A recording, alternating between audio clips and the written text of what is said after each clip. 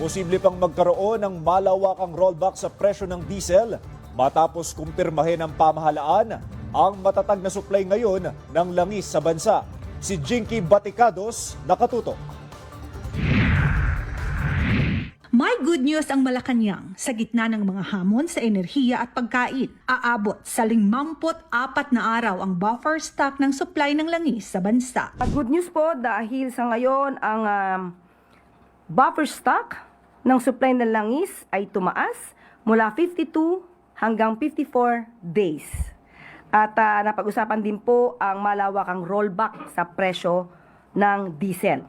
Ito ang ibinalita ng palasyo matapos ang pulong ng Uplift Committee na pinangunahan ni Pangulong Ferdinand R. Marcos Jr. Ayon pa kay Presidential Communications Office Undersecretary at Palace Press Officer Claire Castro, senyales ito ng mas matibay na supply sa harap ng global na hamon.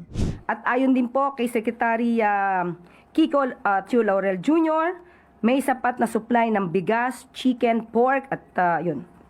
Sa Pilipinas na aabot sa katapusan ng taon. Kasunod ito ng paglagda ng Pangulo sa Executive Order No. 110 na nagdideklara ng State of National Energy Emergency dahil sa sigalot sa Middle East. Sa ilalim ng kautusan, may kapangyarihan ang Presidente na magpatupad ng mga hakbang upang matiyak ang sapat na supply ng enerhiya at maipatupad ang mga energy conservation measures. Kabilang din sa EO ang pagtatakda sa Uplift bilang pangunahing pagtugon sa mga isyong pang-enerhiya at pagkain. Samantala, hinikayat ng Malacanang ang publiko na bisitahin ang Uplift website kung saan makikita ang mga programa ng pamahalaan sa gitna ng energy emergency.